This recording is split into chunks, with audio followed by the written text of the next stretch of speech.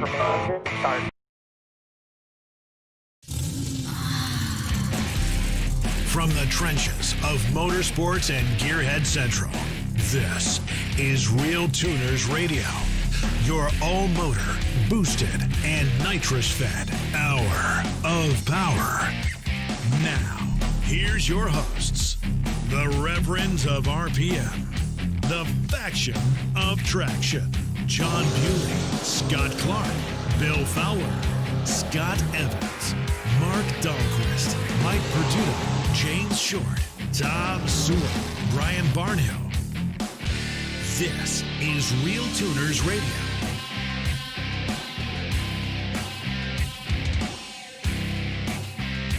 Hey, good evening, everybody. What's going on? Welcome to RealTuners Radio. It is another Wednesday, December 2nd, 2020. I believe this is episode 140 with these guys. Welcome back. It's right after Thanksgiving and just got through the Black Friday and Cyber Monday sales. We're all kind of curious as to what you guys bought for your significant others and family and friends. Not yourself, of course, but just kind of curious what new stuff was out there. We didn't have a PRI this year, so not exactly a place for people to show their stuff this year. But anyway, let's bring the rest of the group in here.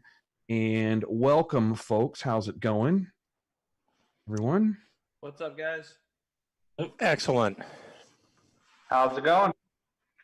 Seems to be going pretty good. I forgot to put my earbuds in. That's what I'm doing wrong tonight. I think I also had myself blacked out for a while. Sorry. Don't mind me. I learned something today that was kind of interesting. We can talk current events, but had a Holly car. It was a Holly Sniper. It was misfiring badly at 5,200 RPM, and it would slowly pull through it. But it started tracking things down. It was a customer's car that a customer had installed. It was a 71 Corvette Stingray, real clean, with a big block Chevy in it. And it ended up having the battery and grounds off the power connector on the Holly, but wired to the bell housing of the engine for the grounds, and the starter lug was where the power went for the Holly, and it was causing problems. It didn't like it, especially when the cooling fans. And then he also had non-resistor spark plugs. Anyway, his data logger started working. Misfire went away until we got a couple hundred more RPM and ran into valve float, but they're figuring that part out. Anyway, it's fun stuff. Usual day in the life. Anything new with you guys? Hydraulic roller motor. It was a hydraulic roller motor. It was a hydraulic, and actually it was either that or he's thinking that maybe we should know tomorrow, but the guy was going to go through it. He thought maybe the preload. So that's about it for my boring day. Oh, the other thing, anybody out there a guru at 24-volt relays? I need to put together, maybe this is a Barnhill thing. I have to put together a relay box with like maybe 5 or 6 30 or 40 amp relays at most that are 24 volt, that work with a 24 volt system. Ooh. Yeah. And there's a billion of them out there that call them ice cube relays. But yeah. To be honest, on anything that isn't a PDM anymore, I'd have to go back and look. I know I've got stuff that I've done it on, but yeah, I figured like semi-truck guys and military vehicles should have this stuff. There's maybe? I'm sorry? RVs, motorhomes, maybe? Yeah. Maybe, or buses that have, or motor coaches would have 24 volts. I think a lot of those are 12 volt systems. I don't know. It would be basically what I'm doing is it's for this, for that streamliner I'm working on I keep talking about. We're in the boring phase, but I just found out that I got to provide a shitload of current at 24 volts to the starter itself, the ignition exciter or whatever they call it. There's 2 emergency fuel shutoff valves, redundant, that we have to have control over. A water meth system that we're probably going to run. So there's probably six relay channels that I need, and so I would use a regular busman deal. But then they say, they'll sort of work with 24 volts, but it's not a good idea. That's the thing. They're rated for 24, but I would have to do the math out for that much amperage at 24 volts. Are you really okay? Or we're not going to use that amperage really, where it's not going to be that crazy, because in every case we're just firing like a contactor. So it's Right, a so couple it's of amps. never high duty cycler. No, Honestly, no. You'd be okay with the Busman. I've used them in like Does trailer Busman have and R, like my 24 I have volt? buddies that do. Do they have 24 Yeah, volt there is relays one. to go in there? Yeah. Yep. Oh, hook a brother up. Thank you. This is why we. I'll have to take a look. It's been a while since I've looked at my Busman shit. Yeah, We actually that's have exactly a bunch what of the I shop need. that Is we a don't little... use anymore. Because I got I a can't. question I have to ask before we lose it. Tom, Go ahead. if you're listening, someone wants to know. My question for the night is: does Tom Sewell love? And I couldn't let that one go. What does Tom Sewell love? Does Tom Sewell love? Does he love? Is there love in his world? Is that what they're asking? I don't know. Tom left us. He's not talking anymore. I unmuted him. He muted himself. Oh well. He did mute I will himself. find He's not out for talking. you, Mr. Cypher. No, wait. Tom's putting an engine together, though. He said he was okay. like, he's in the garage. He's probably on the other side of the room cussing at us because he's got both hands full. Cypher, I will find out by the end of the night if Tom Sewell loves. Oh, loves you. Oh, is that what he said? Yes. The word "me" came late. Yes. That makes a lot more sense now. And I am in a gang, Pro Stock John. You don't know about this gang over here down in Florida. I got to get on Facebook and catch up with these other guys. This is YouTube, bro. This is YouTube comment. Oh, you're on YouTube? Yeah, I'm not even on either, monitoring either of those, but apparently they're working. All right, we were doing some last minute. Yeah, questions are rolling. Things are good tonight. I like this. Okay, I'm going to start reading here. Oh, you got buried into the solenoid world from Zorro.com, didn't you? Yeah, I mean, if people have some input on that, but it sounds like Barnhill's got me covered. Yeah, I'll have to There's take a 46 look at people what the form factor relays will do 24 volts. I know there's some that'll do it. I need something that keeps them dig. popped in with the lid. What I like about those Busmans is they're cheap, but you can't shake them apart real easy. Yeah, so there's you want a micro relay that'll do. So just go to Waytech. Right now I'm seeing 20 amps at 24 volts. I'll need to see if there's a micro relay that'll do higher amperage at 24 volts. 20 amps on those micro tends to be pushing it. But you guys, it's not sustained. So 20 amps might be okay. No, it's not. Right. There we go. Jason Upchurch has something. 24. It needs to be 24 volts DC. He's got it. DC power cylinder. $3. All right. Do I think if I can do it in a Busman package, I'm gonna. Yeah, I see Patrick Malone had a question. Hold on, I'll knock this one out quick because I actually tuned that truck before. Patrick, what you should do is just have me remote in. But he's talking about start ramp. So if it goes up to 1700 RPM, that's okay. If you want it to go less, that's basically how far your valve is open when it's cranking. So that's your IAC parked position table. You can raise and lower that to get a higher or lower RPM flare when it cranks. And then on the fuel, I would probably add after start enrichment, or you need to add fuel on the VE table so that it doesn't die. And you should set your throttle, maybe open your throttle blade a little bit more. Set it up so that at warm idle, your IAC percentage is 10% or less. If that didn't make sense, just message me. You can look at that. All right, yep. I got some parts. Motec M130.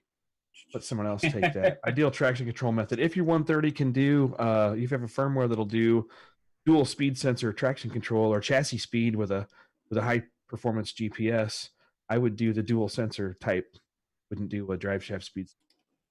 I mean, I wouldn't use the single sensor method of traction control. You can look at my go into Turbo Bullet Facebook group, and I did a whole hour-long seminar on that whole thing with Holly, but you can still do it all with whatever system you're using. Does it make any difference whether it's no prep versus the roll racing, which are the two things he asked about? Nope, not at all. I think in that case, the differential speed sensor setup is the way to go either way.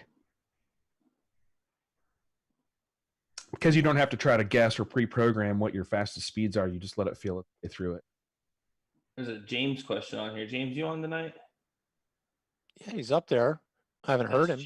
He's probably working. Best changes to making a 6L80 E tune to make it live with 600 horsepower. I don't know. I called James. I gave him some money, and a tune file showed up in my email box, and then I put it in my truck. Put a TR6060 in it. Stop it! Stop it! Yeah, I don't know. I call James for automatic shit. I never tune automatics. Like, I get it, but it's like anything else in an LS. It's about making sure you don't let the torque come in too quickly, too hard. Scott, both James and Tom are saying they can't unmute themselves. Oh, Do you have them hold like on. super They're having advocated? some special kind of. Hey, hold on. It won't let me unmute it. Wait, there it went. Okay, it finally let me in. Yeah, Scott, I've got a couple. I need to see if the Busman fuse box fits the instead of having 4 parallel pins, it's got 2 that are parallel, 2 are one way or 2 are the other. But I've got some TE and other 24 volt 30 amp relays I can send you some part numbers for. Yes, please do. Sewell, I keep trying to unmute, and he keeps. James was unmuted. And All right, I I'm posted a link in the Facebook. I had to sign out and sign back in, and now it'll work. But you had to be muted before; it wouldn't work. No, I hit unmute all like 20 times, and you and James both it wouldn't unmute. Sorry, guys. I promise. I totally want to hear from both of you. When I was logging in, there was a dialog box when you're testing your speakers that has a little thing you can click for do not use audio, and mine had somehow gotten clicked on because last time I was getting on here, I found that, and so I had to undo it manually this time. So if you have to log out and come back in, that might be the issue. Mine works if like it's unmuted right now, but if I click mute, it won't let me unmute it again. So I might have to sign out and sign back in also. So back to this Tom Love stuff. Like, do I love anything? Is that what they meant by that? So they're asking if you love them. Who was it? Cypher, Cypher. Yeah, we don't know who she is. Ooh, I don't know. like I feel like I know who it is, but I can't remember who it is. So I'm gonna go with maybe. Maybe I love you. You get a solid maybe. Wondering what you guys think of FuelTech Dash ECU units. I like them. They're simple. They're not well. They're getting more advanced. Their traction control stuff is pretty advanced. Internal accelerometer stuff pretty advanced. Sorry, they're getting there, but their fuel model's not super advanced. So it's not the best thing for a gasoline or a ethanol street car necessarily. Like if you're going to go cross country and expect your barometric corrections to work or whatever, they don't have that. It's more of a racing ECU. Yeah, I was gonna say if you're trying to go to the fast track and go fast, you can make it work, and it's got a bunch of good features. If you're trying to do a bunch of crazy shit and street the car, yeah, you're gonna have some headaches. I don't know if I do a drag week on one. Right, that's kind of how I feel. I mean, I like them, and I love their tech support. If you ever get a chance to call those guys, they're pleasant to deal with. It's like, oh, cool, I get to call these guys. I know they're busy, but try to make it as quick as possible. But they're fun to chat with because you always learn something. They're always adding stuff to their firmware, and that's a good thing. I just don't always or can't always keep up with it because I'm tuning a lot of different systems. But it's a mix. That, it's always feel like you're always updating, or on my side, I got a customer. Oh, there's a new firmware. I need it. There's software updates and firmware updates, automated setup. If you just get connected to the internet with your laptop, they're really good. FT Manager, like it'll notify you, hey, there's an update for firmware. Hey, there's an update to your software. I guess my concern is on the other side is I have a customer that does it with AIM all the time, and every time he goes to the track, oh, my lap timer doesn't work. I was like, well, what'd you do? I updated my firmware. I updated my firmware. Like, it worked when you were here. Stop touching it. Yep, stop touching it. You got a solid hair on your palms. It is the day of love, guys. What is going on right here? Are we getting love somewhere? I love James Short over here by Kentucky Streets, Joe Bro. Oh yeah, can't tell people who that really and is. Cypher says he likes it 8.9 inches long, or maybe it's 9.8. I saw 9.8. Oh, push rods. I'm sorry. Rods. Yeah. Now Tom's raising. When context is everything. I think you have to unmute Tom again. He's raising his hand in the back chat, but it won't. I have no control over this. Whatever is going on there. There's just his hand next to his face, or next to his. Yeah, face. he's raising his hand. He wants to talk. Oh, I have to lower his hand. That is hilarious. I lowered his hand. That's way better. They did it again. But yeah. Yeah, I see that. I love you. Thank you. Oh, Spanky Sorry, loves man. me. Yeah. I promise I'm not doing it. Did you guys catch this question from Patrick Malone about when it's below 55, it won't start? Yeah, that's the second part of his question. I answered the first one. Lots more ethanol, and if not, make sure you're getting fuel pressure and all that stuff. But again, they've been doing by a lot, Scott means double. triple 10%, sometimes. Yeah, 10% ain't gonna do shit. I had a buddy of mine. Oh, I put 10% in, it didn't do anything. I said because you need double, sometimes You need triple. to double the fuel. Yeah. Yeah. Doesn't atomize below Be that. offline, Patrick. I can help you guys. Sub 300 cubic I've worked on inch. that truck before. We had it running good. Sub 300 cubic inch mod motor in a drag racing application, T6 or T. The answer is always T6 backside. If you want to make anything more than like 600 horse, 650 horses, put a T6 on it and call it a day. And you guys are always saying this. I'm always back here staring at my T4 Garrett on my 700 horsepower car. I always know. I was like, man, Garrett, why have you done the T4 on this for so long? They're 4294Rs and even their 4508s are T4. But this car is supposed to get a G1200 compact next year, so we'll see. And it's going to get a T6. Yeah, well, V-band on the G12 on the 1200. So I ordered That's a Haltech for it. That was TBI. my Black Friday purchase. So What else we got? What else is going on? So there was the other question that was kind of where to go. Learning about coil dwell. How can you tell what's the sweet spot? Is there a foolproof way to watch this? Can you log the actual moment the coil fires? And You can, with an inductive pickup, you can get that far if you want. But really, you just need to get it as long as it takes to light the spark and stays within the specs of the manufacturer. yeah, I was kind of commenting on that. Going back to episode 132, it looks like it was when we talked with Delgado and Dwell and Chris how to measure Delgado. it, Yep. and kind of went into detail on that. That would be a good one to go back and get some nerdy details if you want to go that far.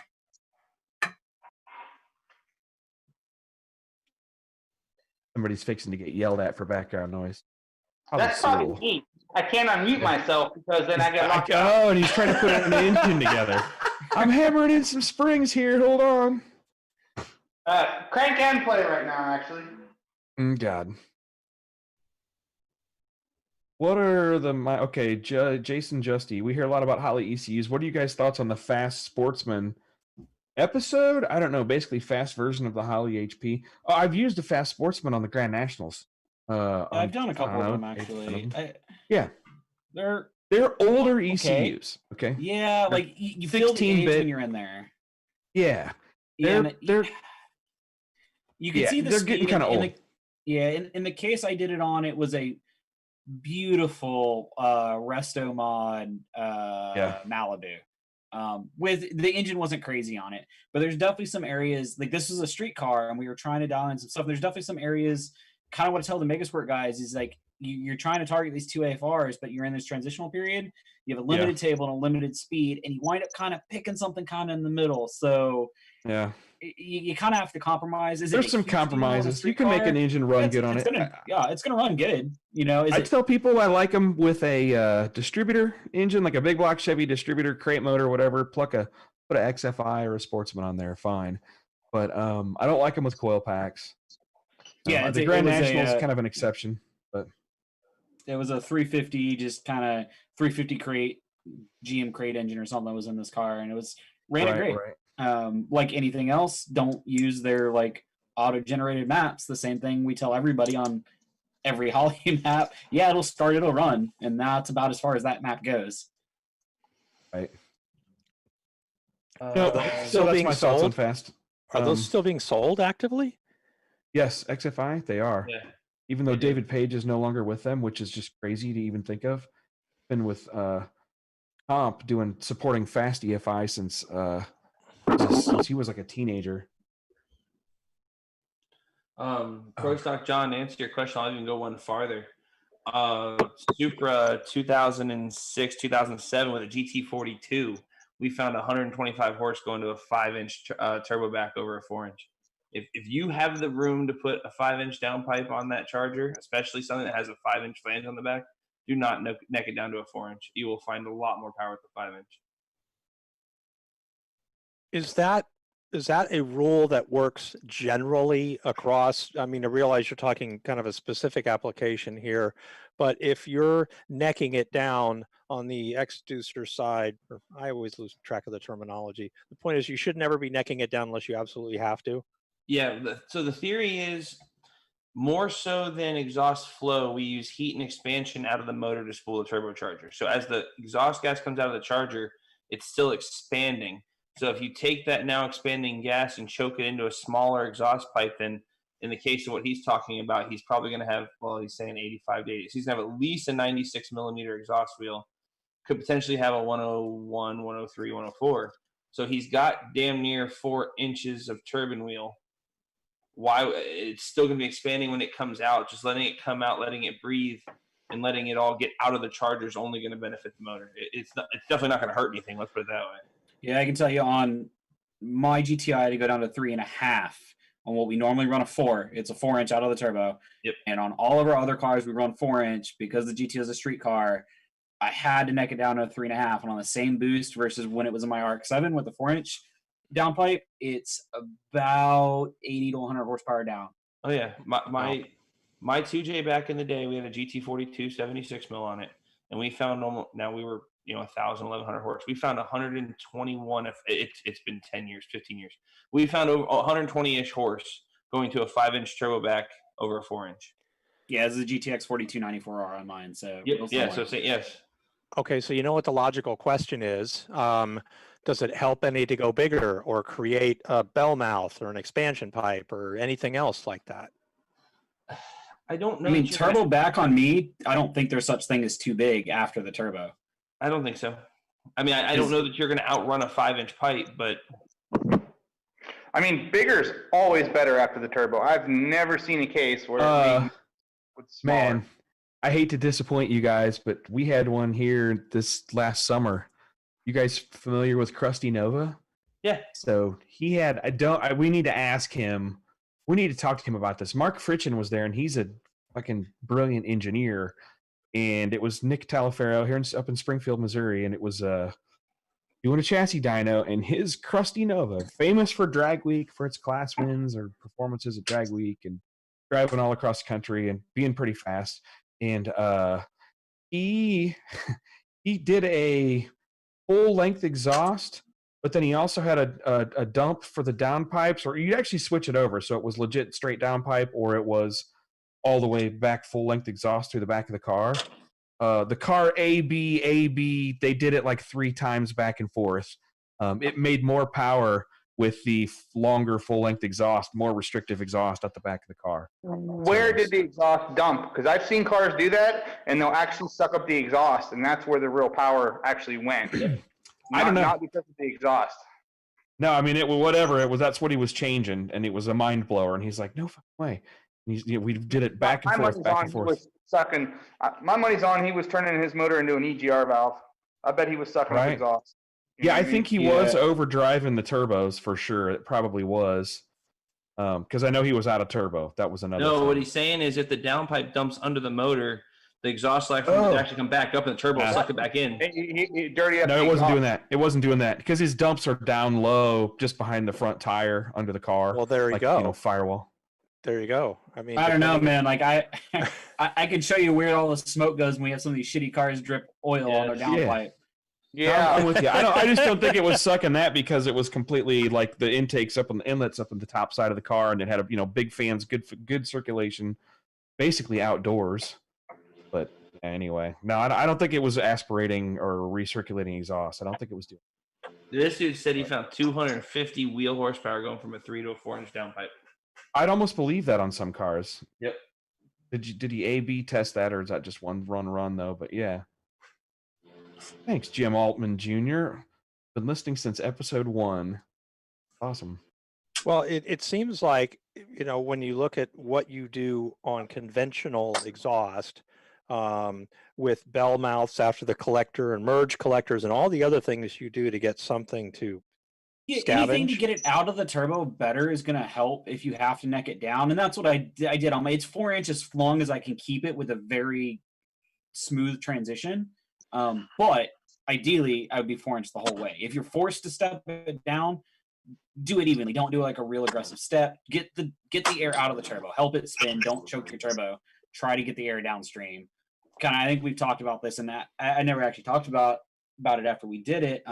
Where if you're gonna recirc, I don't think anyone here does this, but if you're going to recirc your wastegate dump back into your exhaust, make sure you're far enough downstream of the turbo and you're coming in at a nice smooth path, so you're not causing a lot of back pressure basically and a lot of turbulence and restricting your turbo flow. I saw this recently on a Mark IV Supra, that the guys at the shop gave me shit all the time for my hood dumps, and they insisted on recircling this turbo, and they put it 90 degrees to the pipe at a bend 1.5 feet from the turbo. And wouldn't you believe it, we had back pressure problems once we started running higher boost because we just couldn't get enough exhaust moving with that restriction. Makes complete sense. It's also too small of a turbo, so that didn't help, but we're making 700 something on a G60 550 or G30 550, sorry. So since I'm on the front end of a long process to do a turbo conversion, I'm going to ask all the stupid questions. On the hot side, then, it would seem to make sense that the better and more effectively your hot side gets heat and pressure into the turbo, the better it would work. And I've seen, the whole thing, okay, we can, especially with the LS guys, you got cast iron manifolds and upside down truck manifolds, and then dedicated Chinese headers, and then, stuff that you get made by Burns Stainless. And they all certainly look different. And is there power to be picked up worth the money when you're making those improvements on the hot side plumbing? Well, I'll throw you even farther for a loop. Going from on a 5.3 now. Let's because we run I'd have to ask Will. I think we have a 3-inch hot side on his, but on a 5.3, going from a 3-inch hot side down to a 2.5, we lost no horsepower, but picked up almost 450, 500 RPM spool time, which is massive. I believe stock truck manifolds have been, and actually Pro Stock John, remember the answer to this. I believe the Ohio boys back in the day, I think the number was like 1,600 wheel horsepower. There were a set of truck manifolds. Yes, of course, there's horsepower in letting the air flow. But before the turbo, I think it's more keeping heat in and keeping velocity up in the hot side than it is about flow, if that makes sense. Yeah, I mean, if we're talking max effort, we need every ounce of horsepower everywhere race application, sure. But I've always been, pre-turbo, as long as we're getting enough exhaust out of the engine, we're not choking the engine, I would rather keep heat in and just get it to the turbo and save some pennies there if that's, a concern. Yeah, there's great designs, but like I went from decent headers to truck manifolds from my RX-7 to my GTO. Same engine. The engine literally came out. My old headers didn't fit. I sold them and I put truck manifolds on. And between those two setups, I haven't seen a significant difference to make me want to even try to make headers fit in this car. I don't think you would see a difference, honestly. I honestly think cam selection has a lot to do with it. I haven't done very much on the V8 stuff, but back on the 4-cylinder stuff, cam selection and header selection went hand in hand. Like you couldn't run a log manifold with a big cam. It just didn't work. It didn't make power. You put a smaller cam and it'd actually pick up. Whereas on a tubular header, you could run a lot bigger cam, a lot more aggressive cam. So I think that comes into play. Yeah, and I can see that. I don't know on a V8 how much of a difference it is, because most of them have big long crossovers. There's a big longer pipe, but on a small engine with 18-inch headers, it definitely makes a difference. Without it. So I will say, when we built this engine, I've run this turbo engine with some retardedly big cam in it, and I didn't realize that cam was still, because my RX-7 was loaned to another guy. It's kind of a long story, and his engine came out of his car, went to my RX-7. He drove it for a season, and I kept everything when we were done. And when I put it in my GTO, I forgot what kind of dumb cam it had in it. And there's definitely a notice. And yeah, I could say with the moving back and forth between that cam and the headers, the small cam and the headers, and then the big cam, and both on the manifolds, I could definitely see that, because you're not getting as good exhaust flow. And if you got this big cam, and especially with overlap and stuff like that, you're going to see a lot more negative effects. I would believe that. I don't know if it's going to be as bad, but you're still going to see some issues there. But typically in that case, I would say you already had the wrong cam for your turbo setup anyway. Well, like I said, it comes in the headers matching with the cam, at least on a Yep. 4-cylinder motor. Yeah. Like on a Honda, if you ran anything bigger than like an ITR or CTR cam, which were mid 130s duration, and you were on a log manifold, they just didn't work. They just didn't make power. You could take a Pro 1, which was like a 250 cam with a long tube, and it made a ton of power, and you'd make another 60 horsepower, 100 horsepower. Over Zooming that on small- those tubular bigger cam stuff, you're trying to rev them higher too.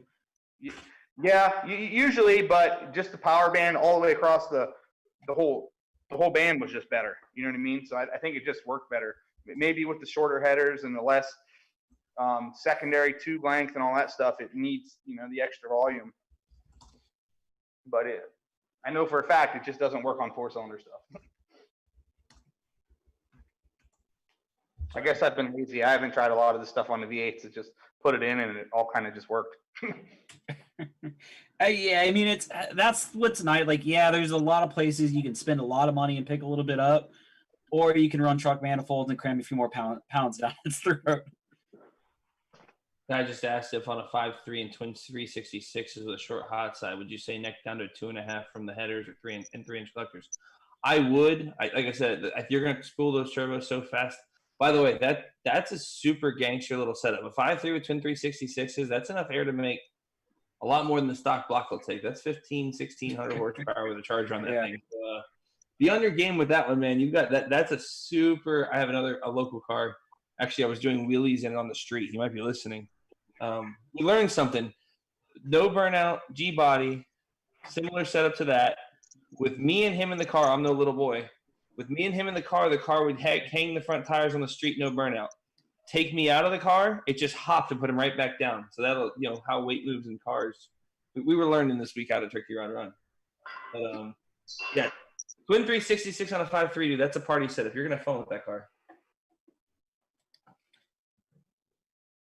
Matt Walter has go ahead, guys. Like I say, I like the 2.5 hot side. I run that similar setup on my car, and spool's real nice. I got a enough to get me pulled over this weekend, actually, but that's a different story. Were you pulling wheelies on the no, street? but apparently the GTO brake boosts in 4th gear are real nice. I got a warning, so we're good. Matt Walter had a question about oxygenated fuels for NA cars. He's asking about Q45.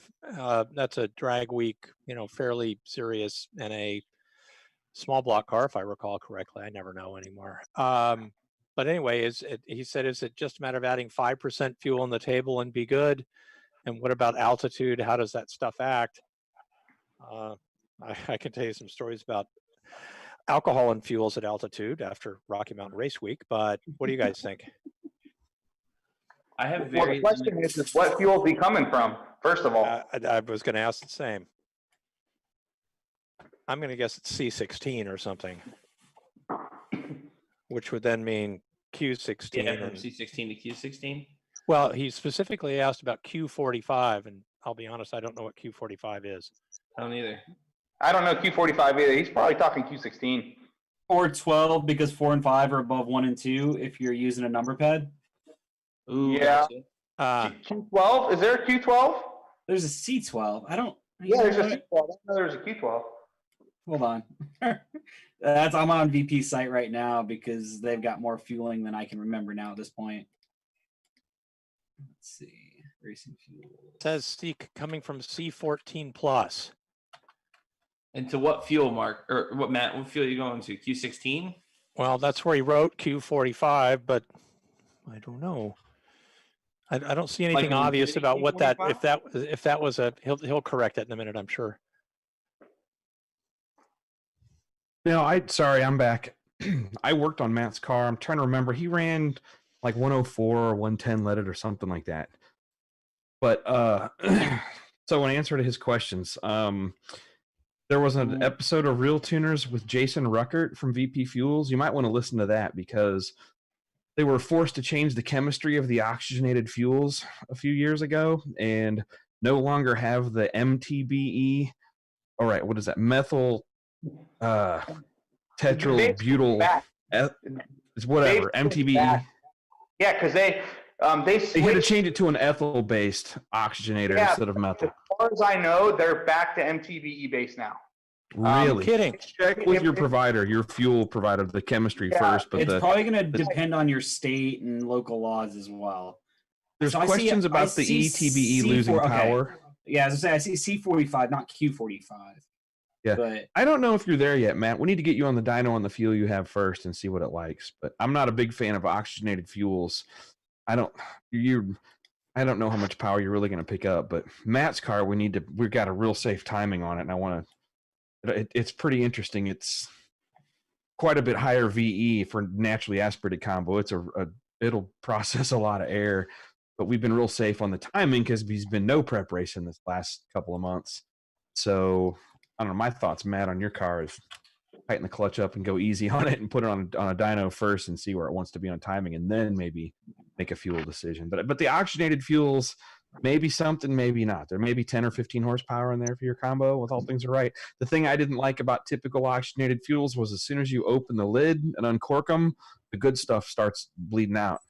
And you can very easily end up with a batch of fuel that all the good stuff is gone, and now you just got something that rolls coal and goes slow. Those fuels are weird when they're... Scott, you may remember way back in the day we did that with mine. Yes, sir. I was going to refer to that, Bill, because we played with that on your engine, on the engine dyno. Yeah. I was going to say some of the oxygenated stuff in the summertime, if you're down south, it'll go bad over a weekend. If it's really humid out, really hot. Yeah.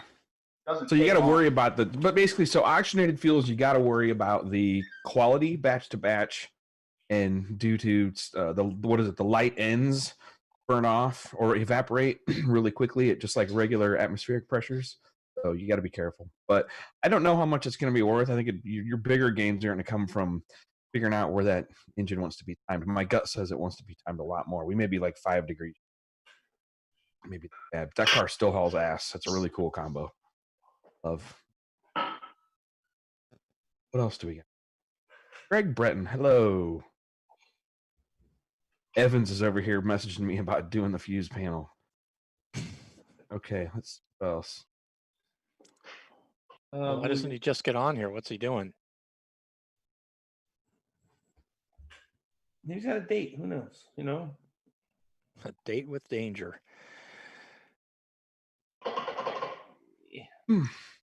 Anybody else? So many listeners tonight. Bought themselves some heads and an intake for Black Friday. Good for you. Lembo's getting ready for dig or die. Gonna go try and knock out Lyle first round again. Just saying. Oh geez. Lyle Barnett's going pro mod race. Think about that news. Yep. I think any news like that is good. God. I think him and was it one of the Coughlins are coming back out pro stock racing. Something. Well, he was doing it with Richard Freeman's team, so that's interesting. Correct, with Elite. Someone here, Scott. I have a Holly Terminator Stealth 408 Windsor. Can't get it to run right. Fuel pressure is at 110 psi no matter what, and can't rev the car. It's insane. I have no kink in any line. So take your fuel pressure regulator and throw it in the trash. Fuel pump regulator? Yeah, something. Yeah, something ain't right on the pressure regulator. If that's a real pressure, double check that. Yeah, put a mechanical gauge on it first. Do that first.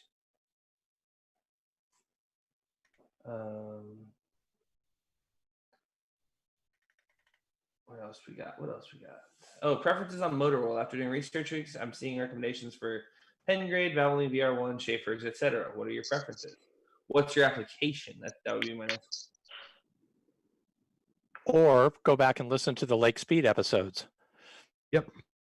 Good ones to listen to. Really good episode. Dig or die this weekend, man. Everyone's pumped for this dig or die, guys. This is going to be the new big thing. Just watch. Yep, it is. This is the new big thing. Are they streaming that? Is somebody streaming that? I hope so. I'm not going to lie, but me and Jason are really tempted to. We kind of want to do we're gonna just play around at our local track here next spring and try. We're gonna try anyway, or we're talking about trying to do some live event streaming on the cheap because we're enjoying the stuff that we're learning by doing the live stream here, and the challenge of doing it at the classes is fun. Super But- B-Blaze, please do not wire your Holly to the power wire on the starter, please. Oh, geez, now. Please. Had that one today. It was awesome. Don't do that. Straight to the battery. Run a wire. Run it next to your starter wire. I don't care. Just run it. Jerry, dig or die is top end racing. So we race from all the way down last turn off on the track backwards. No prep. As close to street racing as you can get, but still being on track property, basically. And see, I told you, Scott Evans is on a date. He's a passenger seat in a box truck right now. Oh. If he's on a date, he's boring her because he's texting me like crazy about building this 24-volt busman. He's Whatever. moving furniture and board. listening while he's driving. 5.3 with a 360 S366 turbo. Thoughts on using a Terminator throttle body with injectors in lieu of an intercooler? Considering C16 to start and learn. No, not a great idea. If you're going to still have port injectors, you mean, but use a Terminator throttle body to add the extra. The problem is the distribution. Depends on what intake manifold you're going to use. Obviously, you got to have like a Super Victors. Yeah, at that point, it looks like sort of you'd want a NASCAR manifold or something. Oh man, now it's doing it tomorrow. Sorry, Brian, you're unmuted. No, yeah, I tried to unmute this. myself and it said you've been muted by the host. So No, apparently we've got haven't. some ghost hosts muting us. Yeah, Yeah, I was gonna say if you guys want to get. Oh, it off, didn't. 'cause I know- Okay, all right. Never mind. I just saw a setting that says allow participants to unmute themselves, and it wasn't checked. Oh, so if we mute ourselves, we're permanently muted. Yeah, that's pretty cool. Now you guys can unmute All yourself. right. Now, I don't know how we did Cuba that. asks, have you seen the show Engine Master Show by Motor Trend? Does that seem like legit content? I'm just gonna sit back and let you guys handle that one. Oh, we need all those little memes right now about the guy with the chair. And I all only have that. Mark and Brad right now. Nagel. We need Brad Nagel on here for this one. No, I you know what? I like what they're trying to do. I don't. So the original Engine Masters Challenge was a really prestigious contest among engine builders, if nobody else. It wasn't publicized on social media and electronically like it should have been. Like Chad Reynolds announced for a couple years, and they actually gave him a hard time because he was trying to make it exciting, and it is exciting if you know what you're looking at. But anyway, the problem was, if you remember when that was getting off the ground and the checks were really big, social media wasn't much of a thing at that it point. wasn't. They needed to transition because it started off in the late 90s or early 2000s, late like 2000 or 2001 or something like that, right around that time. But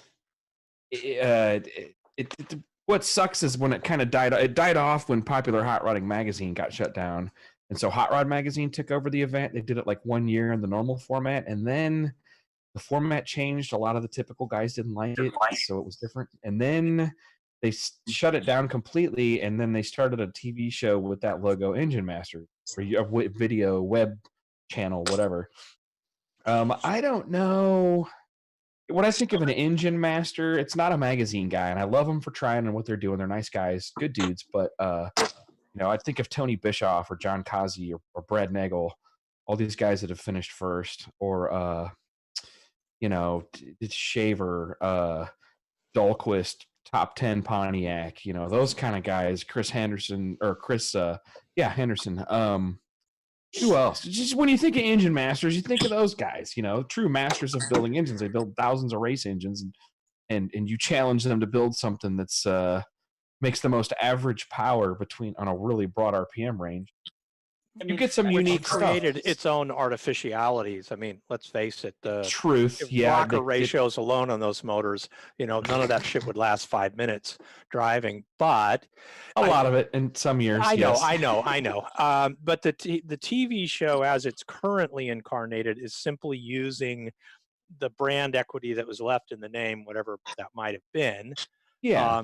To do, gee, is it true that bigger carburetors always make more power than little carburetors? Oh, sorry, gotta mute myself. No problem. Yeah, We like dog noise. from an entertainment standpoint, it's great, and I think it's neat that they try these things, and yeah, it gets people to think about it. But it's kind of like MythBusters. You know, some cases you're like, well, duh, or yeah, okay, that test was legitimate, it was entertaining, but here's all the reasons why it's not always true or factual, or it's like anything else. You know, take that information with a grain of salt before you use it as a, oh, this is the end all be all technical answer to this. There's always exceptions to rules. There are. You just can't. Absolutely. I see a lot of these intake manifold tests, and the guy's like, I swapped 2 intake manifolds, and I left at the same timing, and let's just see what these things have to do side by side. It's like, well, that's not a good test. It's gonna be that. Hey, wow, that's a lot of noise. What is that? I don't know what that is. I'm muting people. Yeah, I don't. Did Scott log in from that passenger seat, maybe? I don't know what that was. That was interesting. Tom I think just that, start up an you know, engine? Scott, you just brought something up that I think people need to think about, because you see this stuff all the time when people are posting on Facebook. Never mind engine masters. We left everything the same and swapped from this EFI manifold and EFI to a carburetor. Oh, those tests, I hate them because I've done it. Those make not me that way. insane. But any test where we left everything else alone and swapped this one thing and it did this, and it's like, well, that's meaningless, because Well, it's like There's so many leaving a ways. carb cam in an EFI engine. Why aren't we taking advantage of what we have? yeah. And Nagel showed me that an engine on the engine dyno can have a 40 horse variance just because of fluid temperatures. You know, and it's like, oh, well, shit, how are these guys? Are you sure they're just showing me 2 dyno poles? Man, I need to see like, 10 of each or something. No, and it's none of that. This is shot for entertainment value and to show some things, and they go in and they swap something and they go back out, and the dyno water will be close and the oil is going to be a little warmer, and nobody's going to worry about any of that. Which means you have to take all that with a grain of salt. But these direct swap comparisons, I would just tell everybody who's listening, that stuff is meaningless. The idea that you're going to swap one component and we're not going to change anything else because that's fair. Well, no, it's not. Because the manifold may flow differently, or the carburetor needs jet changes or air bleed changes, et cetera, et cetera. And you don't know until you optimize and test the changeover. Otherwise, it's just nonsense.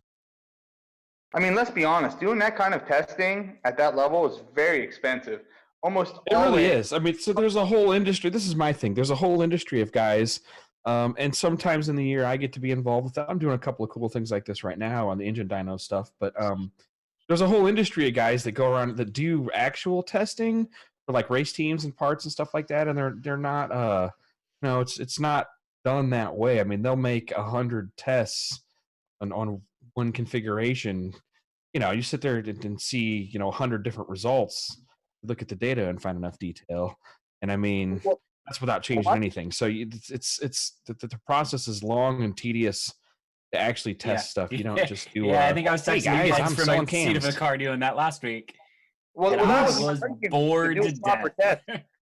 That was my argument. To do a proper test is very expensive, and most of this stuff you see, somebody's paying for this in the background. So Yeah. usually those tests are skewed towards them. I mean, we've all seen the So you can't. that needs 15 horsepower because they compared it over a dirty stock OEM and not a new stock OEM. You know what I mean? Like that kind of bullshit.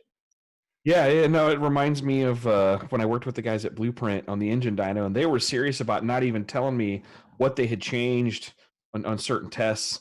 And it's like, look, you just need to run the same test protocol and do your best to make sure all the temps are the same at the beginning of every test.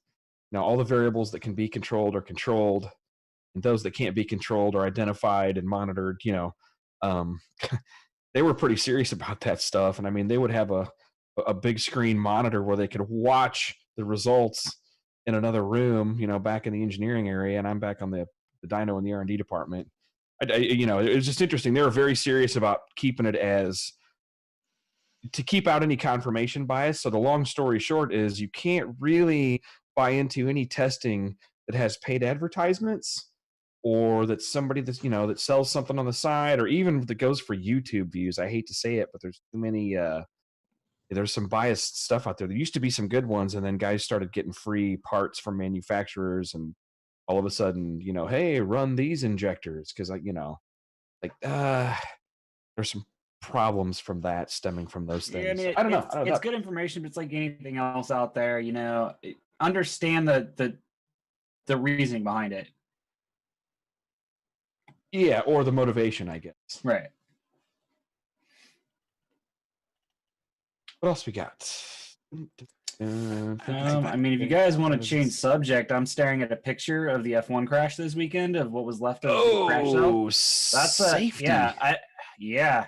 Hold on. First off, I just got to ask, the fuck is an Armco barrier doing at a modern Formula One track right now? So that's part of the conversation. There's always been some Armco.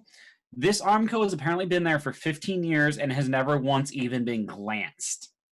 So it just was one of those things. And even the Armco, there's some tracks with Armco, it's not supposed to do what it did. So I guarantee, not guarantee, there was already a huge investigation into that. So I mean, it's not like the Bahrainians can't afford to fix it. So I'm going to guess that stuff isn't going to be there for the next time. Well, they're racing that same track. It's a different configuration, so they're not going to go past that corner. But they're at the same circuit on the bigger oval-based road course this weekend. So I guarantee there will be some changes for that. And holy crap. I don't know if you guys saw the data from it, but 137 miles an hour on impact and 53 Gs. Chew. And but he had interestingly some enough, zone. That's an aspect where the Armco did have a little bit of give. I mean, 53 Gs, I can't even imagine. But the fact that he was sort of able to go through it, his body didn't take 56 Gs. I'm sure. Because he'd be a bag of jello. Yeah. But that's my point. Is so oddly enough, the Armco, as bad as it is, as opposed to hitting a concrete wall, was better. I know where we're headed with this, and I agree. But the point is, because of the way the car was able to kind of go through it, which it did, that whole thing about dissipating energy, by hitting and deforming and splitting into pieces and all typically, that. Armco in F1 these days is used with either a tire wall or a softer crumple barrier in front of it. Yeah. And my guess is that's probably what should have been here. But yeah, I mean, Greg Breton just said that the Halo, absolutely. I remember that came out 2 years ago. And people were super pissed about it and said it's ruining everything. Uglier shit, yeah. Grosjean was one of them, and he said it straight after. When this came out, I didn't like it, but if it weren't for the Halo, I wouldn't be talking to you today. So and he walked away with burns on the back of his hands, and that was it. Which is probably some bruises. Astounding. Yeah, that's absolutely. The guy insane. jump out of the fire like that was crazy. That was. That was actually the pictures. If you guys have seen the pictures. Oh yeah, the pictures. The guys are amazing. putting it out are actually doctors. So the doctors in the safety car jumped out. They were the first guys on the scene because they were right behind the pack during the start. Right. So right. Which is cool, isn't that? I mean, well, that tells you about what happens on starts. Yeah, they have doctors in a safety car. Well, I mean, on the second restart, a car flipped. So Yeah, because it's open wheel racing. That's when the fun's going to happen. Yeah. So yeah, it's absolutely. But if you aren't going to look in your fire gear after that, I think they said he spent roughly 30 seconds in the fire. And really the only reason his hands were injured is because he was pushing himself out of the car and trying to climb the Armco. So yeah. Yeah, what injuries did he sustain? I didn't catch that. Burns to the back of his hands. That was it. They thought he had broken ribs. It sounds like he was just burns to the back of his hands and then bruising and I don't think I saw any kind of confirmation of broken ribs. The only thing I've ever seen That's pretty impressive then. That fire. But there's some incredible high-res photographs of that whole sequence and the guy just walking out of the fire, basically. That's badass. If anyone hasn't seen that, go Google that stuff. The Bahrain F1 crash, and it's absolutely insane. So like Jerry says, absolutely. It's time to do another one. That crash showed exactly what a difference quality safety gear makes. Yep. I agree, Jerry. Yeah. Yeah, that's when guys are on their race cars. I see it in the HPD world. I see it in the motorcycle world. Oh, yeah, man, if I crash, I'm gonna die anyways. Like, well, I mean, no, look, we're That's good not the gear. right thinking. No. So yeah, I had people actually arguing that with the Jesse Combs crash. Oh, well, you're going so fast, you're going to kill yourself anyway. No, that's not how it works, man. You can hurt yourself getting off the push truck, right? And 80% of the time of that pass is spent at a mile per hour that you can recover from. You know, there's only a few seconds when you're up to the kind of speeds that maybe it's not going to help. But in the meantime, fire safety, you know, the stories coming out about that car burning, no shoots. But anyway, just a sad deal. But safety is, you got to take it seriously. You can't ever come with that attitude. No one wants to pull anyone out of a car. That's No, I once heard a sloppy guy saying, "Oh, I should be able to run at Maple Grove with whatever cage requirements I run. It's on me. It's not on you." I'm like, yeah, but when yours fucks up, someone else has got to clean up the mess. You know, so it's not fair to them, even if you don't care. I get that you're pissed that you can't afford the safety gear. It sucks. I get it, but racing costs money, man. Like at the end of the day, there's no way around that. Guy out of our top end race this past weekend because he came to the starting line not once but twice, not wearing his seatbelt. We're at a top end race on an unprepped end of the track, and this dude came up not once. I stopped the entire race. I was announcing the race, and I lost my shit. I'm not gonna lie. But dude, not once but twice. No helmet, t-shirt, no seatbelt.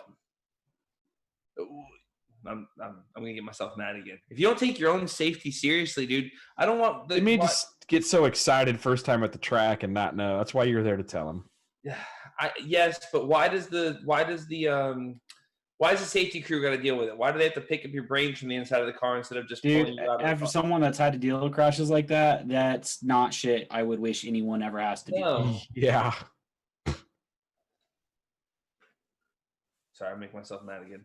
No, it's Mike. I think you're right, man. Because unfortunately, the same dipshit that doesn't want to do that stuff is the same dipshit that doesn't want to do the SFI stuff, and you end up those pictures of the clutch in the dash and all the other stuff. Because when they cheaped out of the stuff or whatever, they cheaped out of the stuff that's obvious and don't want to have to do it. What else did they do under the car? And I don't want to be next to that asshat on track, because that's the guy that's going to have the oil down, drive over his oil, and end up in my lane. That's the thing. It's like, no, I don't want that shit. That's why. I mean, Perduto knows the drift guys. Like, you know what some of those guys are like too, and it's like pulling teeth. So I just want to have fun. I was like, I get it, but you know, at the end of the day, we're a litigious society, and we have to. It's not just that though. I mean, all these rules are written in blood, man. Every single one of these rules, every bar in every car. I don't care if you're somebody got killed over killing yourself. Somebody got hurt. You could kill somebody else. But kill yourself on your own performance, on your own property, you know. And you don't want the track staff to deal with that. And 90% of the time, when you fuck up, it's probably going to hurt or kill somebody else along with it. So. Yeah, unfortunately, I've been at the track and seen people I know die. It's not good. Yeah. And in some of those cases, I hate to say this, but they were partially responsible. Yeah, unfortunately. Our best, Lyle Barnett, not to bring him up again, I feel bad for the guy. One of the reasons why I respect Lyle as much, after that race, after he got better, he went on a press release of, this is how I screwed up in the car. I wasn't. First time I met him, I was done. He owned it. First time I met him, he did own it. It was really cool, and it was actually, he's got a really good way of talking to you and imparting the importance of safety and budget, you know, over the project, and why it's worth spending a little more and realizing up front what you might be saving in the long run cost wise on you and, you know, and yourself and medical bills, stuff like that. But yeah, just meeting him in person the first time. He doesn't like me on the internet, but we go back and forth about traction control all the time. But no, in person, good dude, and he does tell a good story. He did absolutely own, you know, making sure other people kind of. He did go around a lot of different drivers and people. You know, he's hey man, letting you know, I want to pay attention, get better gloves than the minimum, that kind of stuff.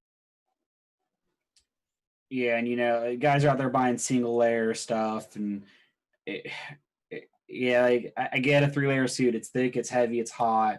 Same thing for gloves, but you know, if that's your concern, buy a cool shirt. It's, you know, you could DIY a cool shirt setup for buy the shirt and DIY the rest. You can do it for under $300 if you're that hot. Yeah, like fireproof underwear, you know, between, you know, fireproof underwear, balaclava, suit. Yeah, it's not perfect, but that was a massive fire, and he was in it for over around 30 seconds, which is longer than most of that gear's rated for. And he still walked away with just burns to his hands that he will recover from. So, hey, all I'm gonna say is you put an $80 helmet on an $80 head. If you only value your safety $80, that's I guess it's you, man. You know what I mean? Yeah. Let's see here. What else we got going on? Oh, Drew Cuba's got some good info. 2020 fire suit was only rated for 20 seconds, and the Hans device saved Grosjean's life as well. Who was he driving for this year? Grosjean or whatever, however you pronounce it. Haas again. F1, Haas yeah. still. Okay. Yeah, so he's still supposed to be on the team for next year. Are they having a not great year again this year, or what's their deal? Yeah, that sucks. That sucks. That's a hard position. Crash, or is it just mine being stupid? I don't know. Everything seems good. I'm just gonna stop. Nobody on Facebook's bitching. Might just be mine.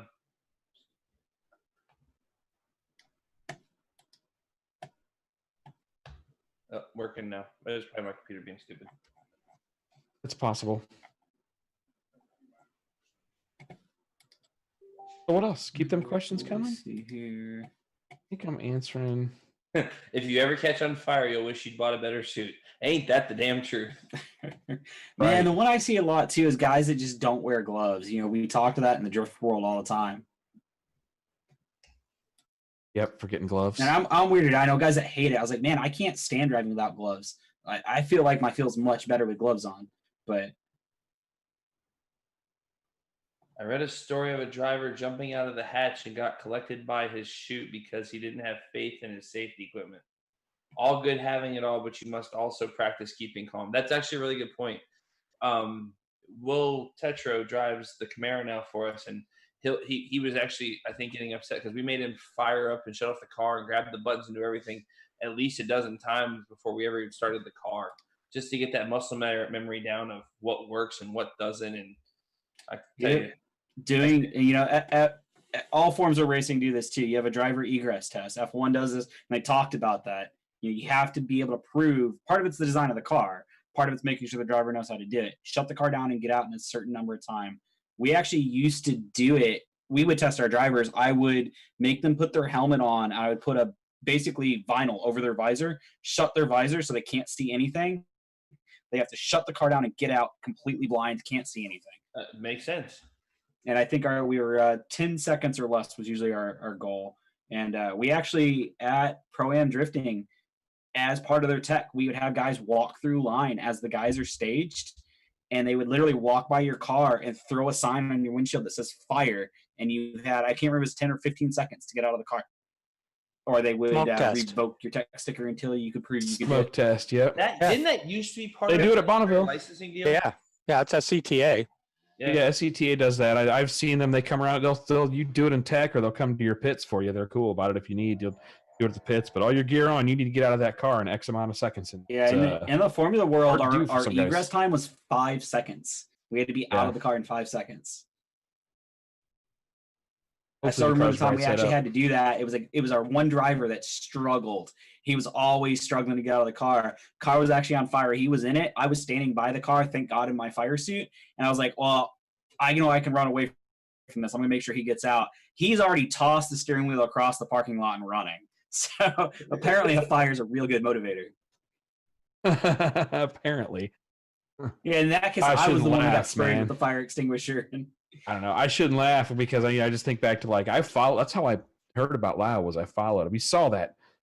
We were at that event, and I mean that was a crazy fire. Like one of the craziest in drag racing. Actually, I've heard it called that.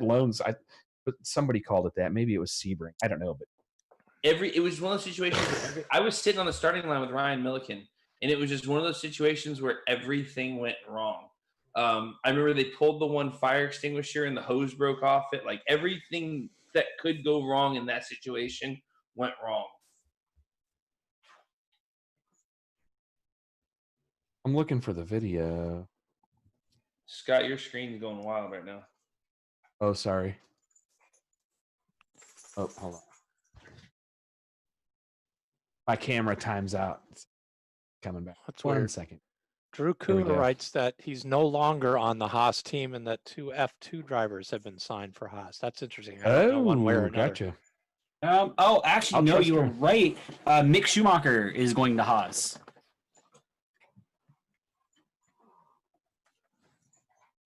Because that's Arnold right. This is Calkins. one of. Hang on. Yeah, I see a question here. We're getting some good ones. So what are your favorite ECU setups for streetcar turbo applications, even a streetcar in general? What are each of you running? My last question is, what is the plan for more classes? Cool. Favorite ECU setup for streetcar and turbo apps?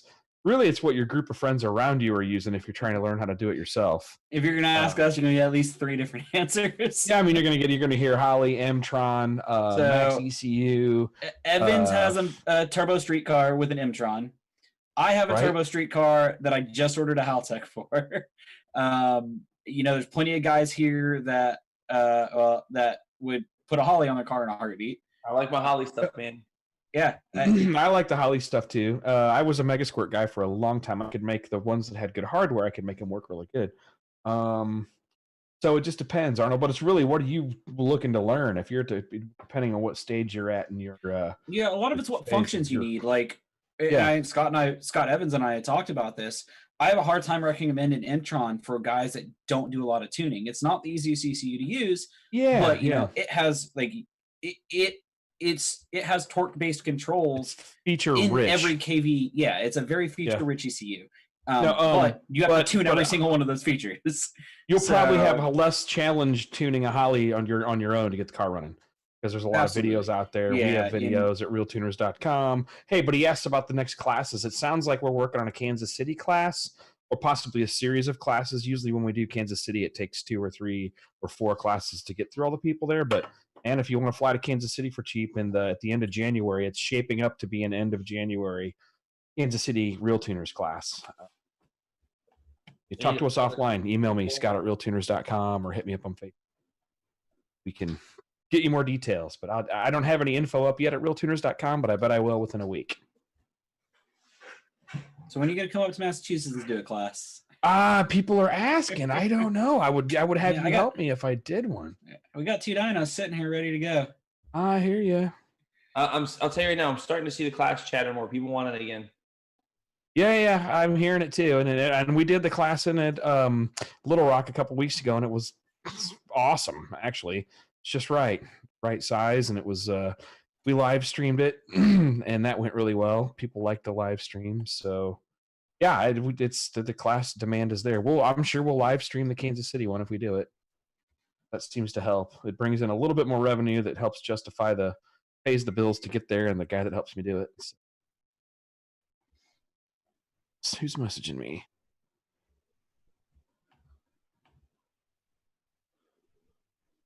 Want to tune a black square? Evans body? is messaging.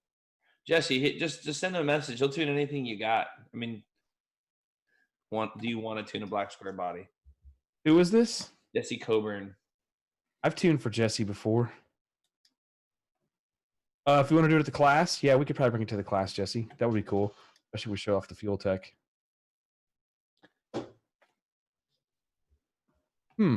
Okay, so Evans is listening, but he can't participate. He's messaging. What Ride else? in the moving truck. Keep asking questions, guys, or we shut it down when you're done. We'll go till 10. We'll go another 50 minutes if we had to. No problem. But Arnold, North I don't Dakota. foresee a North Dakota class. Well, I mean, no, dude, we've done them. I've done 5 or 6 North Dakota classes. oh, see, I've done them in Mandan, and I've done them in Fargo.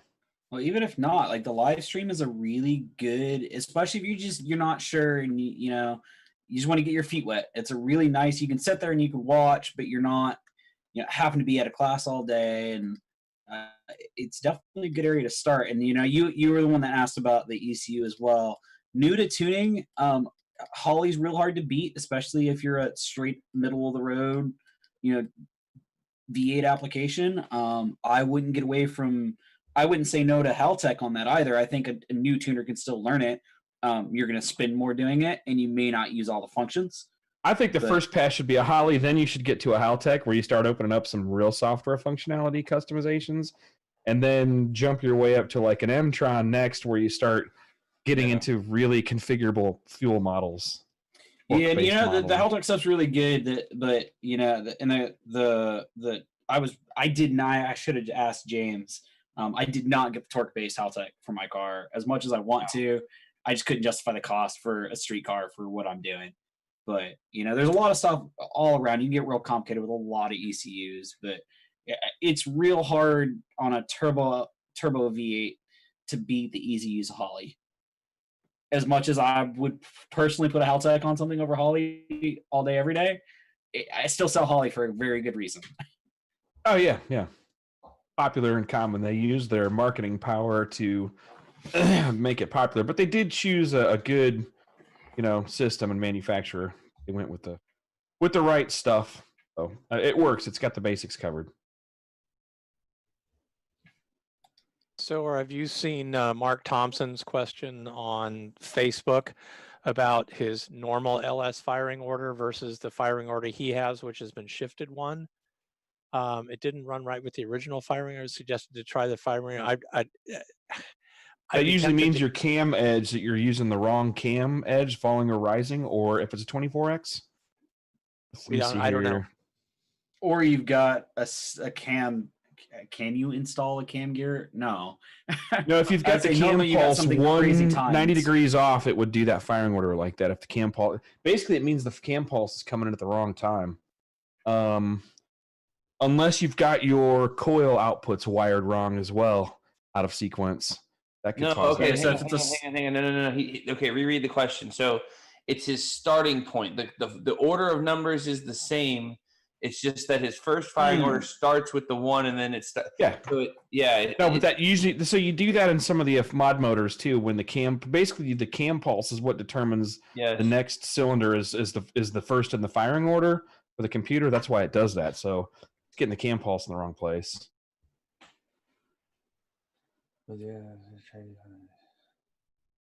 Yeah, I said this is put a timing light on it on number 1 and make sure it's synced right if you have that ability.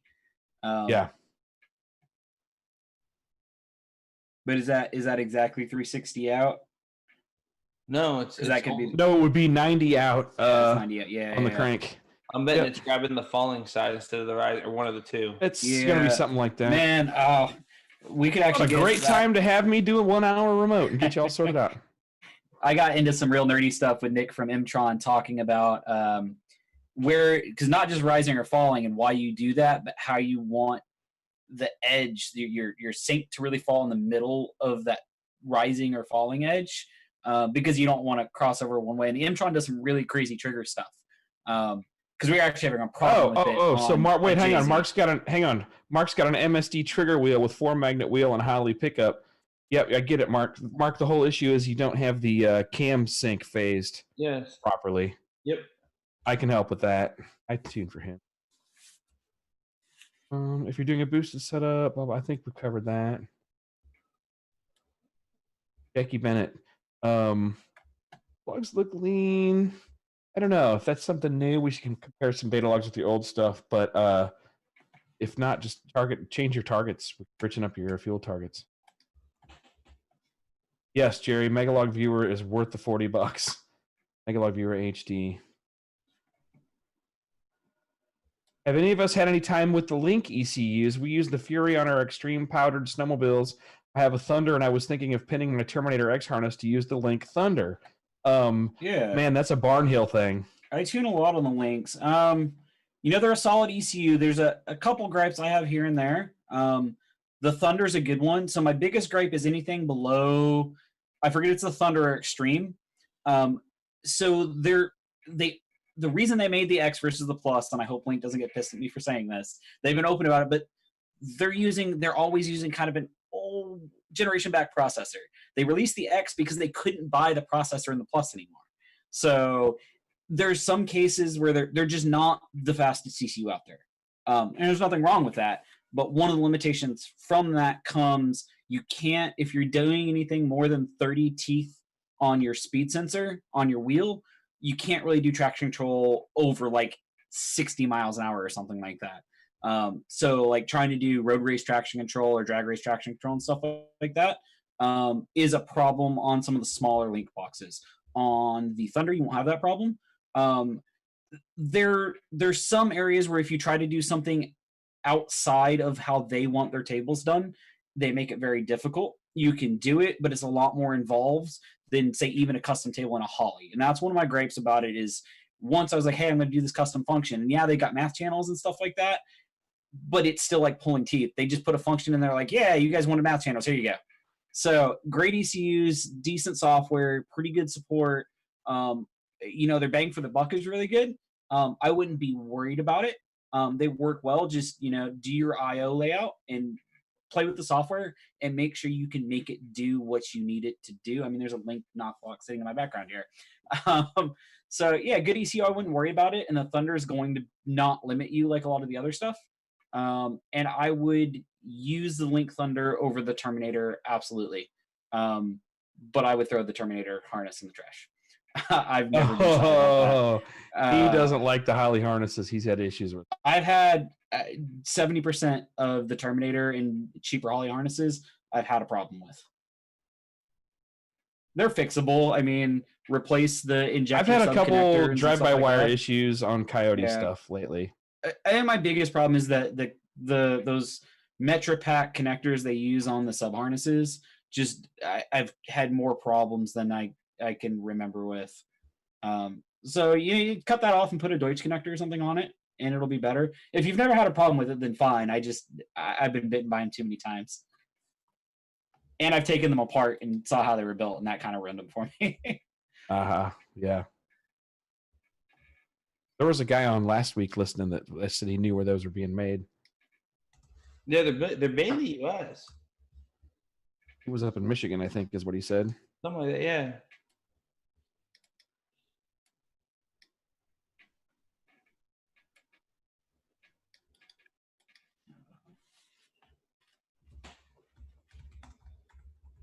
Okay, what else? Anybody? Take a drink. Have a drink.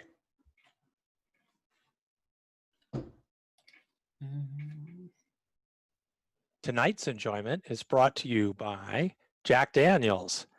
Oh, yes. Surprise, surprise. Single barrel proof. This stuff is the shizzle, guys. If you haven't tried this, I recommend it. OODOP. Yes, we saw your question about put an intercooler. Yeah, I saw that. I talked about it, but I don't like the idea of it. What intake manifold are you going to run?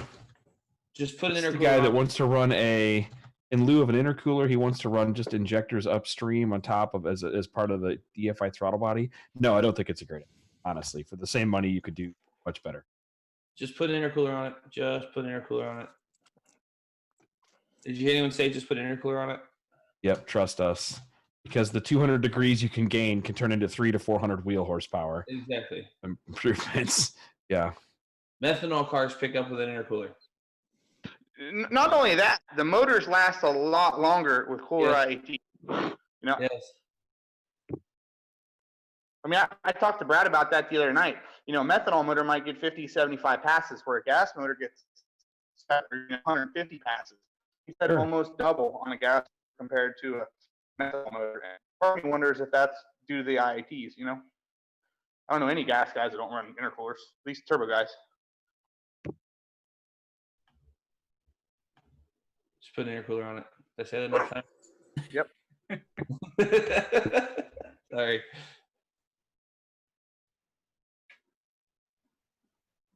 What else? I'm trying to reply to some. So, what else? He's going to come back with Ali high RAM with 60.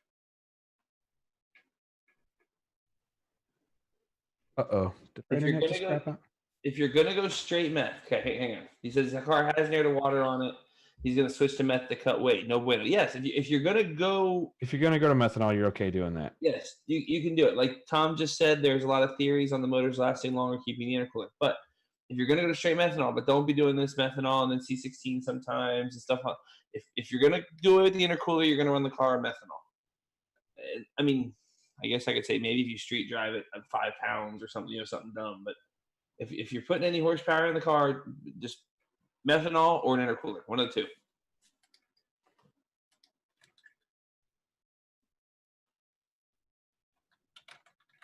Anyone want to talk about Banks' latest video where he backs off the blower just to throw a wild card out there? I haven't seen it. Sorry. Not much of a content consumer online. We're not very even great providers of it. We don't monetize or nothing. But no, I haven't seen that. Maybe I have to get a link to that. Boosted stock bottom in 4.8. I was playing with my two-step today and was adding timing. Will 32 degrees of spark hurt anything for say 2 to 3 seconds on the two-step? If that's more than MBT, it's not a good idea. Typical LS is like 26 is about the most. 30 or 32 shouldn't be helping anything. But then again, maybe your timing is off. Did you sync your timing? It's a 24X. So it's hard to tell what you're really running. Are you maybe too fat and you're using timing to make up for the fact your car's fat? Yeah, it's possible. Yep. Don't let the closed loop correct and make sure your table isn't too fat there on its own. Cool. Any input on drivability on a small block Chevy switching from a 4150 style throttle body to a drive-by-wire LS style big single blade? Factory ECU tuning, maybe it's a challenge. Standalone, no. No, not at all. I bet you it drives better with the single blade.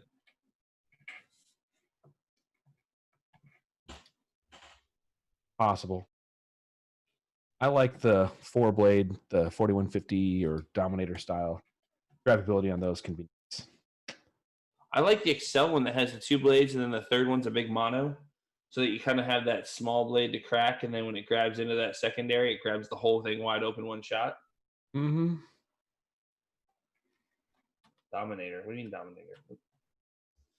Scott, do you recall what some of the guys saw when they switched from on the tunnel ram setups with the 2 4-barrels to the 2 toilets? I mean, what was that really worth? I know Dahlquist would know that answer, but On the singles, it was worth something for him. They never did doubles. In the singles, the Ron's Flying Toilet was where it was at for the Engine Master guys.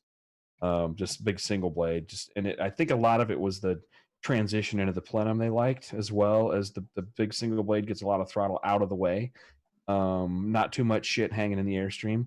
But on the tunnel rams, I think I've done one engine dyno test where we dual toilets versus dual 4-blade type throttle bodies, and it didn't make a difference. As long as you were getting atmospheric pressure. The thing that's nice about a tunnel ram is that straight airflow, that straight shot. I have to admit, I really like the drivability with the 2 4-barrels. I on like the your tunnel car. ram. I like your Yeah. setup, Bill. Those are awesome because you can part throttle it. You get some throttle travel, the first inch of throttle that's not instantaneous torque, and when winding up the motor, you can drive it around. It's nice on the streets and stuff. I actually like to me that's good drivability. It's not something that just opens up all the throttle area in the first 10% of the travel. Yep.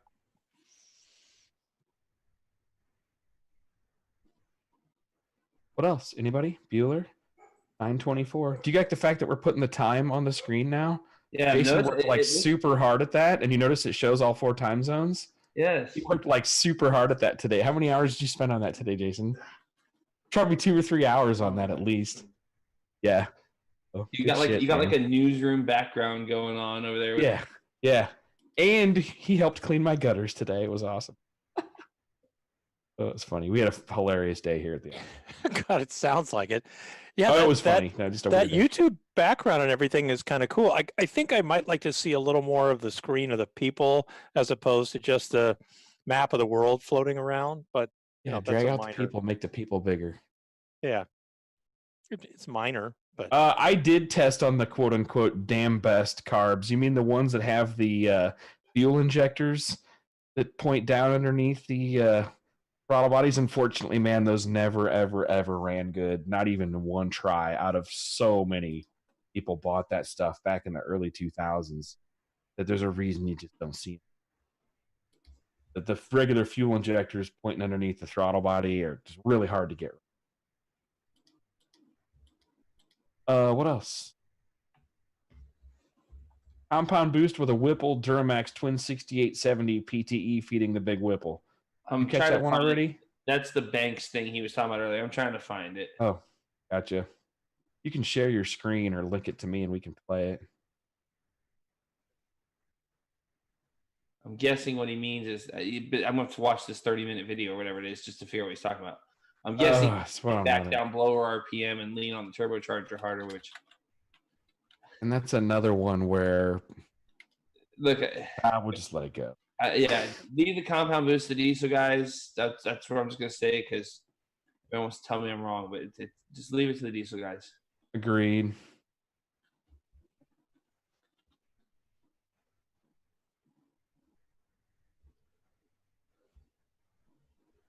Cool. All right. What else? Do you see Nathan Kaler's question here on No, I Facebook? missed it. But I like Nathan, so here we go. Random. I did an EFI install where I took off a Phytech and installed port injection on a dual plane manifold. I now have a carb elbow with single 80 millimeter throttle body. Car breaks up at 4,700 now with no ECU conditions, but can run at all motor to 6,500. Could there be weird airflow on the plenum? Yeah, distribution issues. Sure, that's air fuel. Elbow with car breaks up. No, I don't think so. Not with that. If you went to port injection and now it's breaking up, no, there's something else going on. Something else. I don't think it's an air. Put a timing light on one of the plug wires and see if it's breaking up ignition. You can visibly see it breaking up when you hear it breaking up. If it's not doing that, then maybe you got a bad injector. When he says it runs all motor to 6,500, but it breaks up at 40, is that somehow implying that he's got a small turbo on it or something else, a Pro Charger or something? I don't know. Could be blowing spark out if it's doing it in boost, but not NA. Interesting. I don't know. Need more But something facts. doesn't seem right. Hit me up offline, Nathan. That would be a fun one to help solve. Curious what ECU that's doing that. I'm curious if it's 80 millimeter. if it's ignition. I'm gonna bet that means 80 millimeter turbo, not 80 millimeter throttle body. Okay. Who knows? I don't Only know. 4 psi. Yeah. We have to take that one offline and figure that one out. Hit me up tomorrow, Nathan. Tyler Cohen. Hey, Scott, last week I thought the Holley O2 circuit went bad in the ECU. It was actually a corrupt tune file. That one threw me for a loop, and I still don't know how I corrupted the tune file. I wonder if I've run into that on Holley before myself. Sometimes I'll build a file from scratch. All right, check it out. I haven't brought this up to you yet. That orange 014 or 12 body style Mustang X275 car I was tuning in Georgia. If I plug my laptop into that car, read the file out, and put the file back in, the car's 0.2 slower, and it'll repeat. If I plug his laptop back into the car, suck the tune file out, put it right back in, the car picks up its 0.2 right back. Every time my laptop plugs in the car slows down for whatever reason. If that's not a sign you need a new laptop.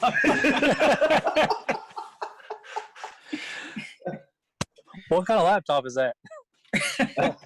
Yeah, can I give that one to all the other tuners in the area? Just getting this Acer Aspire right here, man. They slow everyone down. But I don't know what it was or why. But yeah, dude, like we couldn't figure out why the car slowed down. I'm like, man, I don't know. It's like my laptop battery happened to be dead. I pulled the file back out. I looked at it. I'm like, I used his. I'm like, man, everything looks great. So you just leave it alone. Upload the file. Car goes fast again. So I literally emailed myself the file, ran a compare. Nothing's different in the files. Nothing changed. So we plugged my laptop back in the car and confirmed it. Did it a second time. Just think, you can go back to everybody now with a new laptop and pick up 0.2. Yeah.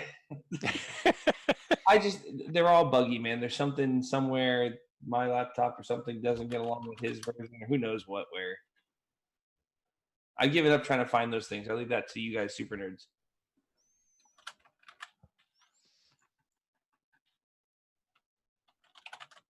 Good reliable laptop is worth something. given what y'all are doing. Hold on. Go ahead. Carry on.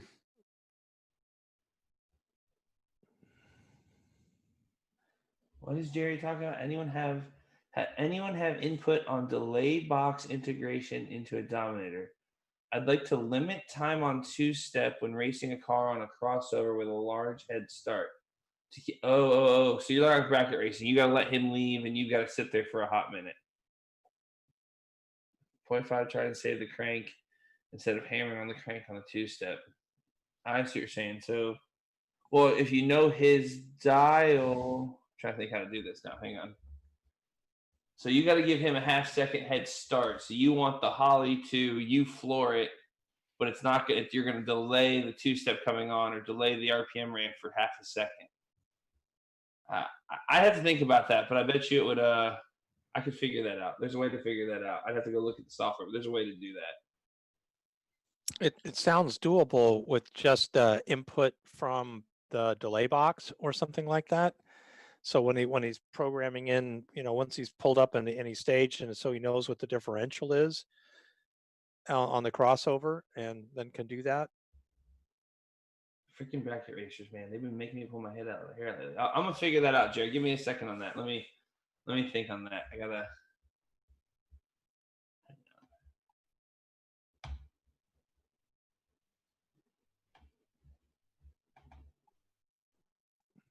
Actually, a question here. I gotta go look at this. I didn't. Sure. It's a VQ 35 question, so I've never been. I think I've ran it against those engines before here. I just hate the way they sound. I just lost the question. Oh, Brian Vixen, yeah.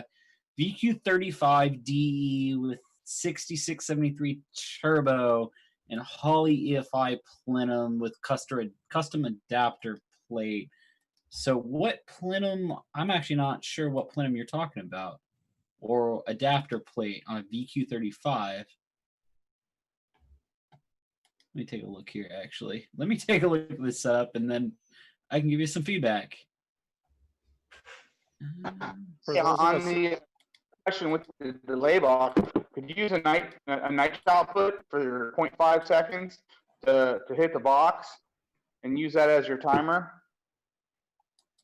and loop it to the delay box and then send it back for your two-step? So it just give you that half a second. Sorry.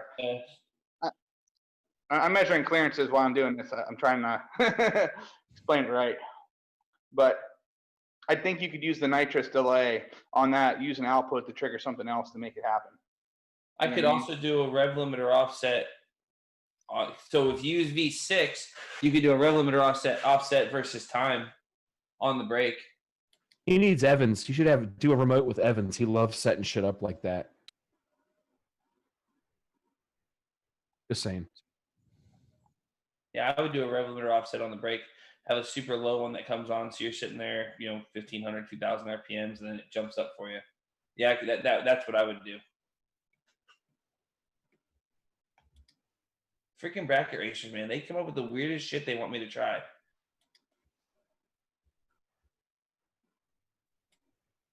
That seems perfectly sensible to me, though. No, yeah, I get the bracket racers all have different ideas, because I call them the wop people, where they're down at the end of the track tapping throttles and banging throttles and wanting me to light up different light bulbs in the car at various times going down tracks. They know where they are on track. And I've been getting into tuning a lot of the bracket guys as they're converting EFI. The things that go through their heads, it's like, where do you come up with this stuff? A million years ago, when I was bracket racing, was just foot brake stuff out in the sticks. I had a switch on the dash so I could turn on the brake lights when I wasn't using the brakes, or I could turn off the brake lights even if I was. Just, These guys, like the one car I did, he has light bulbs, LEDs on the dash that we light up based on time, so he knows where on track he is, time-wise where he is as he's going down track.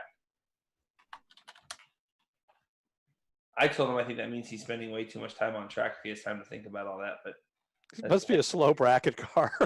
That's the heads up racer me talking.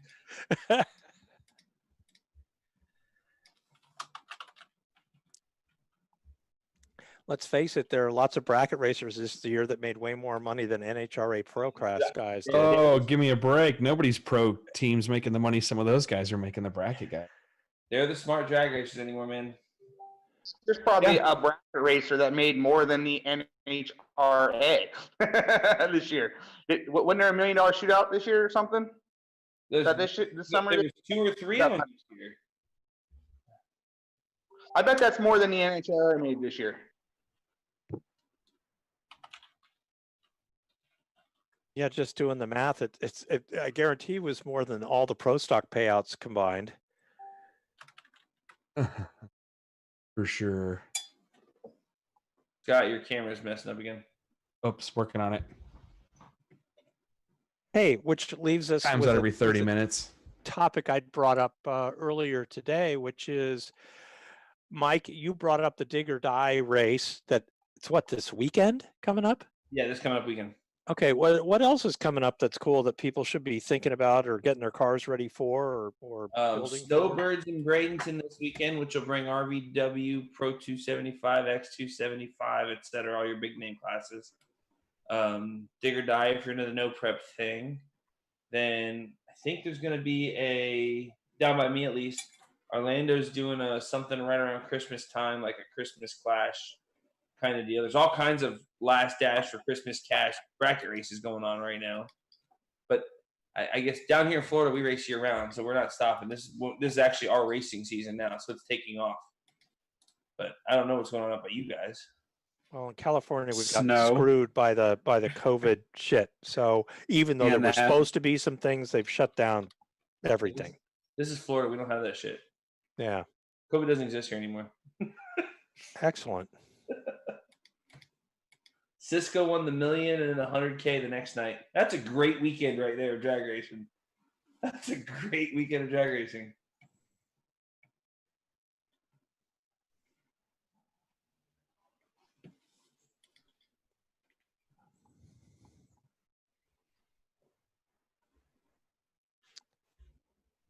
There's another interesting bracket race question. Have you guys used rollout calculations to compare G meter readings when the car actually broke the beams?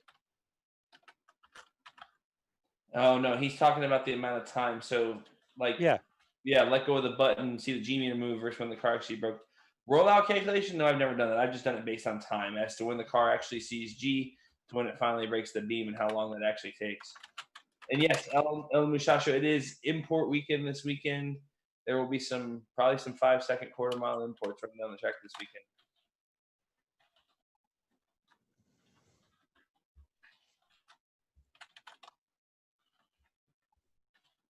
I want to call you El Mustachio, but there's no T, so it's El Muchacho. I guess Brian knows him. Yeah. It took me a second to realize it. He's come to the shop a few times. He's a mutual friend introduced us, and he knows all the guys over at Ace Performance, where I do a bunch of tuning and work for it.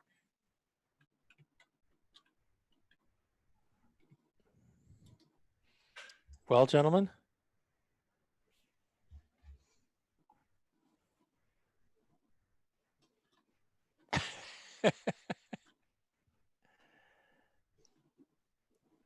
We lose the Clark? He's muted and does not realize it. I was muted and talking. Sorry. I was literally just talking for like 20 seconds. Dumbass. Oh, this technology. Let's see. What else? Does that pretty much covers it? Take us out. Yeah, guys, stick around. I'll tell you my other fun story of the week. All right, Jason, let's bring it out. Thanks, everybody, for tuning in. Check us out at RealTuners.com. Check out Evans is doing the remote tuning stuff now. Helix Tuning. Trying to think of what else. Give Tuner Tools. Give Brian a look at Tuner Tools. He's got the best website out of all of us by far. God, I need to work on it so bad. It's a little neglected. Your website's good, man. That's how I found you. I was like, man, this guy's got his shit together. I really liked your websites. So cool. Take us out, brother. Whenever you're ready. I even have tricks where I can show you guys